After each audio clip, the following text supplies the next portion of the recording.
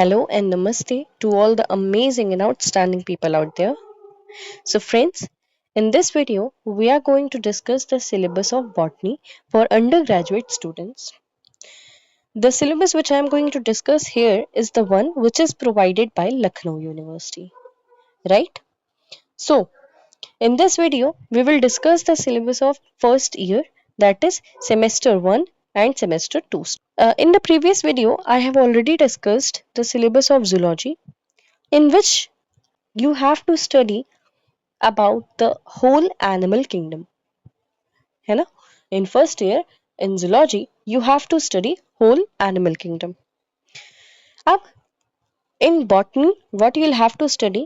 So सबसे पहले मैं अगर आपको थोड़ा सा ओवरव्यू दूं 5 किंगडम क्लासिफिकेशन का, तो अलग अलग जो 5 किंगडम्स हैं हमारे पास, दे आर मोनेरा, ठीक है, Protista, kingdom Monera, Protista, then Fungi, फिर हमारे पास आता है प्लांटी एंड फिर आएगा हमारे पास एनिमेलिया।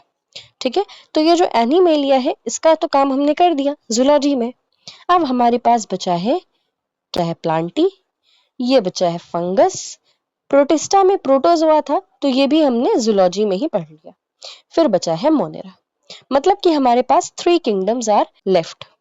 ठीक है, तो अब हम ये किस में पढ़ेंगे? ये हम अपने बॉटनी के सेशन में पढ़ने वाले हैं।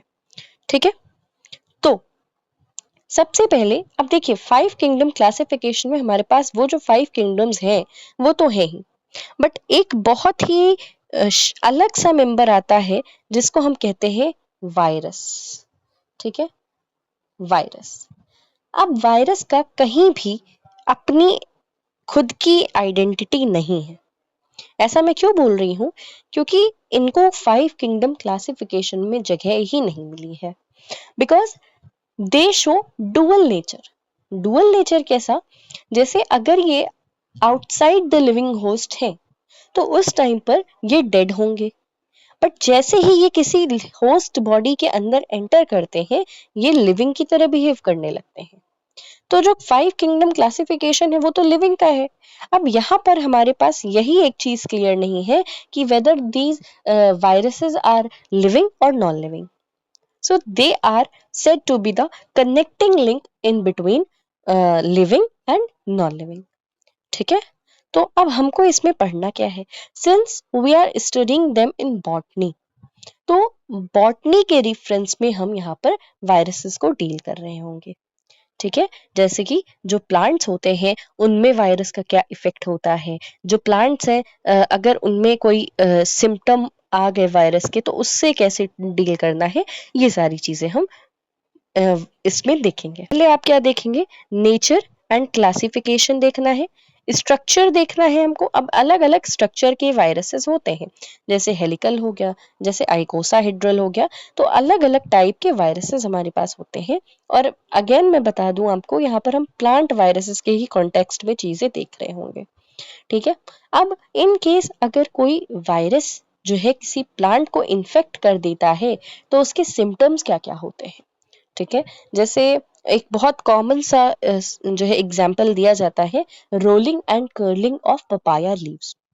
अगर आपने पपीते का पेड़ देखा हो तो उसके जो लीव्स होते हैं ना, अगर उसमें कोई वायरस का इन्फेक्शन हो गया तो वो क्या हो जाती है, वो ऐसे ऐसे रोल हो जाती है उसकी लीव। ठीक है, तो इसका मतलब है कि उसमें कोई ना कोई वायरस का इन्फेक्शन हो गया है। तो ये कुछ एक्सटर्नल सिम्टम्स होते हैं। अब इसी तरीके से कुछ प्लांट्स में इंटरनल सिम्टम्स भी होते हैं। ठीक है, अब भाई वायरस है, वायरस तो इनका काम ही होता है एक जगह से दूसरी जगह जाना। अगर हम एनिमल वायरस की बात करें तो कोरोना जो था वो कितनी तेजी से फैला है वो। तो जैसे कि हमारा वो कोविड जिस तरह से एक पर्सन से दूसरे पर्सन ट्रांसमिट हो रहा था, तो उसी तरीके से यहाँ पर हमारे पास प्लांट वायरसेस भी हैं।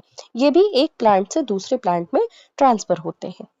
उसके बाद फिर genome organization and replication of tobacco mosaic virus, इसको हम TMV के नाम से शॉर्ट फॉर्म में जानते हैं। ठीक है, तो आपको जो है ओवरऑल 2 वायरसेस के बारे में डिटेल में पढ़ना है। द वन इज TMV और दूसरा इज बैक्टीरियोफेज। ठीक है, बैक्टीरियोफेज। अब ये दो वायरसेस आपको एकदम अच्छे से पढ़ने हैं। ठीक है, उसके बाद फिर टेक्निक्स इन प्लांट वायरोलॉजी, इसमें आप प्योरिफिकेशन, सीरोलॉजी, इलेक्ट्रॉन माइक्रोस्कोपी ये इससे गो थ्रू कर लेंगे। एंड देन अगेन हमारे पास जो है बैक्टीरियोफेज आएगा। देन एक चीज है दैट इज वायरॉइड्स। देखो वायरसेस होते क्या है, viruses are the nucleoproteins. ठीक है, मतलब कि उनका जो कोर होता है न्यूक्लियो प्रोटीन होते हैं वो। ठीक है, इनका जो कोर होता है वो न्यूक्लिक एसिड का बना होता है और इनकी जो कोटिंग होती है वो प्रोटीन की होती है। ये न्यूक्लिक एसिड है और ये जो कवरिंग है ये क्या है, प्रोटीन की है। So viruses are said to be the nucleoproteins. ठीक है, अब वायरॉइड्स क्या होते हैं? वायरॉइड्स, भाई वायरस तो न्यूक्लियो प्रोटीन है, वो ऑलरेडी इतना छोटा है, लेकिन वायरसेस से छोटे भी कुछ क्रीचर्स प्रेजेंट होते हैं जिनको हम वायरॉइड्स कहते हैं।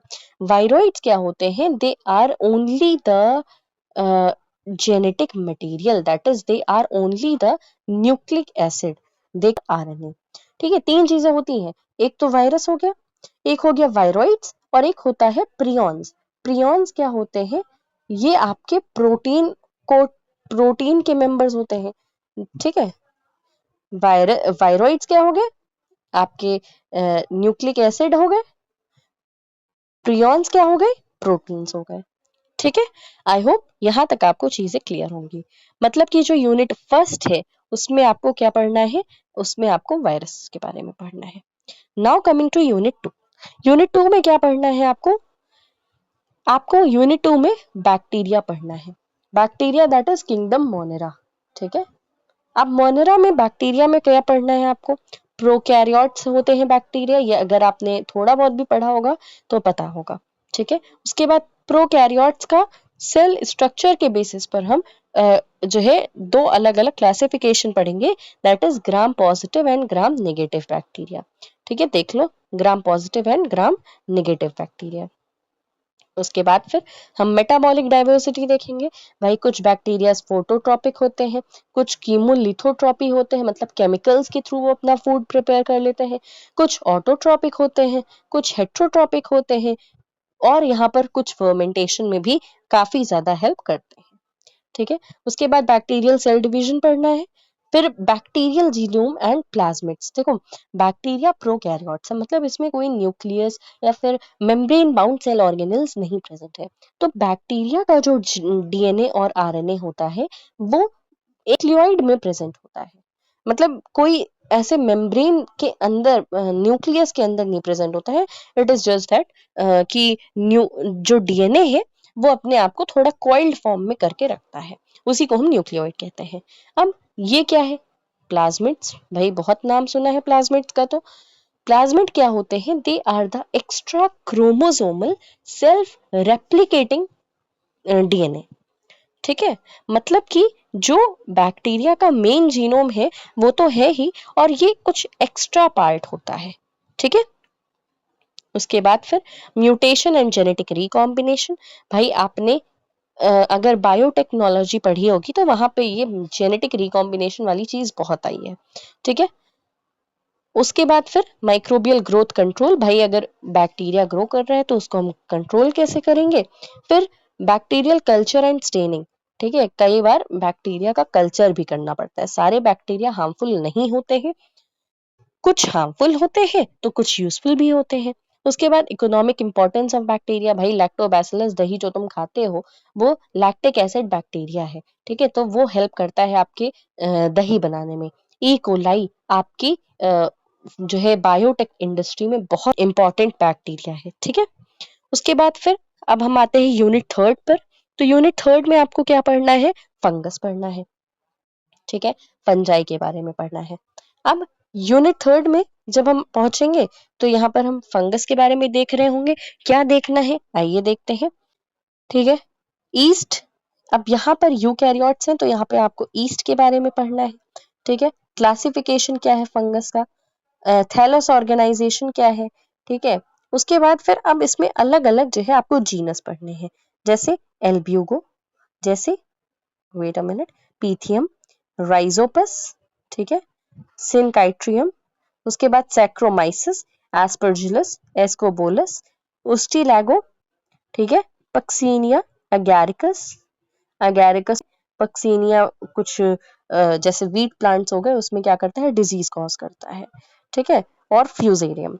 तो ये कुछ हमको जीनस पढ़ने हैं किसके, फंगस के, ठीक है। उसके बाद फिर हम यहाँ पर देख रहे होंगे लाइकन्स। लाइकन क्या होते हैं, these are the symbiotic associations of fungus and algae. अब थैलस ऑर्गेनाइजेशन, रिप्रोडक्शन देखेंगे एंड इसका इन्वायरमेंटल पोल्यूशन में क्या रोल है। So they are the pollution indicators, ठीक है। उसके बाद फिर हम पहुंचेंगे यूनिट 4 पर। यूनिट 4 में हमको एल्गी पढ़ना है। Algae that is first member of your kingdom Plantae, ठीक है। अब यहाँ पर क्या है, यहाँ पे भी आपको थैलस ऑर्गेनाइजेशन देखना है, अलग अलग टाइप के थैलस होते हैं उसमें। यूकैरियोटिक एल्गल सेल के बारे में देखना है, फिर साइनोबैक्टीरियल सेल के बारे में, एंड मोस्ट इंपॉर्टेंट यहाँ पर हम इकोनॉमिक इंपॉर्टेंस ऑफ एल्गी देखेंगे। फिर हम यहाँ पर अलग अलग जीनस के बारे में देखेंगे, माइक्रोसिस्टिस, ऑसिलेटोरिया, वॉलवॉक्स। वॉलवॉक्स की जो कॉलोनी होती है ना, इस वॉलवॉक्स की कॉलोनी को हम सीनोबियम कहते हैं। क्या कहते हैं, सीनोबियम, ठीक है। उसके बाद फिर हाइड्रोडिक्टियन, उडोगोनियम, कारा, नेविक्यूला, फिर वाउचेरिया, एक्टोकार्पस, पॉलीसिफोनिया। ये सारी चीजें हम सेमेस्टर 1 में पढ़ रहे होंगे। Now coming to semester 2। Semester 2 में अब देखिए, अभी तक आपने सेमेस्टर 1 में क्या क्या पढ़ लिया। आपने वायरस के बारे में पढ़ लिया, आपने बैक्टीरिया के बारे में पढ़ लिया, बैक्टीरिया या फिर किंगडम मोनेरा पढ़ लिया, आपने फंगस के बारे में पढ़ लिया, आपने प्लांट के एक मेंबर एल्गी के बारे में पढ़ लिया, ठीक है। अब एल्गी के बाद आता है ब्रायोफाइटा, ब्रायोफाइट्स के बाद आता है टेरिडोफाइट्स, टेरिडोफाइटा के बाद आता है जिम्नोस्पर्म्स, एंड फिर आते हैं आपके पास एंजियोस्पर्म्स, ठीक है। तो एंजियोस्पर्म्स, अब यहाँ पर हम सेमेस्टर 2 में, यहाँ तक तो हम सेमेस्टर 1 में ऑलरेडी पढ़ के आए हैं, ब्रायोफाइट्स, टेरिडोफाइट्स एंड जिम्नोस्पर्म, ये तीनों चीजें हम सेमेस्टर 2 में पढ़ेंगे ना। अब हम सेमेस्टर 2 का सिलेबस देख लेते हैं, ठीक है। देखिए, पहले हम यूनिट फर्स्ट में हम क्या देख रहे हैं, ब्रायोफाइट्स। तो ब्रायोफाइटा में आपको अलग अलग जीनस पढ़ने हैं, पोगोनेटम, एंथोसिरोस, ठीक है। उसके बाद फिर आपको और कौन कौन से पढ़ने हैं genus, Riccia, Marchantia and Frullania. Total 5 genus आपको ब्रायोफाइट्स में पढ़ने हैं। फिर टेरिडोफाइट्स में कौन कौन आ जाता है आपके पास, Lycopodium, Selaginella, Equisetum, Adiantum, Nephrolepis and Marsilea. 6 genus आपको टेरिडोफाइट्स के पढ़ने हैं। टेरिडोफाइट्स में आपको हेट्रोस्पोरी नाम की चीज जो है देखने को मिल जाएगी, ठीक है।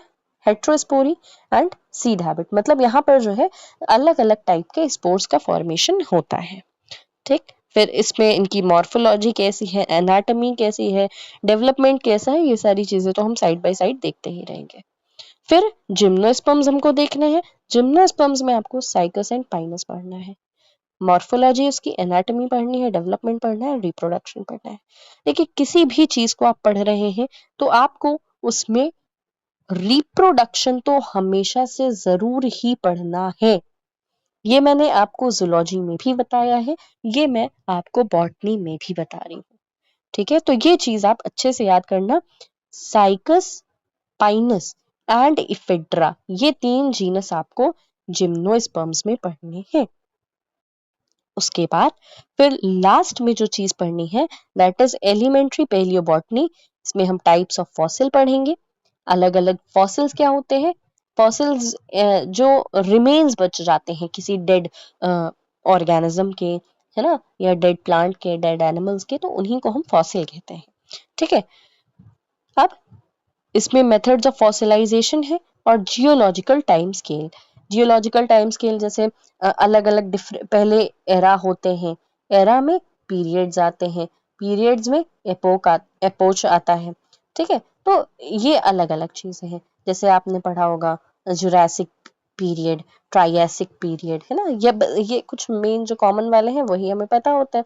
बट जियोलॉजिकल टाइम स्केल काफी बड़ी है, वो जब हम लोग पढ़ रहे होंगे मेथड्स ऑफ फॉसिलाइजेशन, तब मैं वहां पर आपको समझा दूंगी। तब तक के लिए tata bye bye, take care.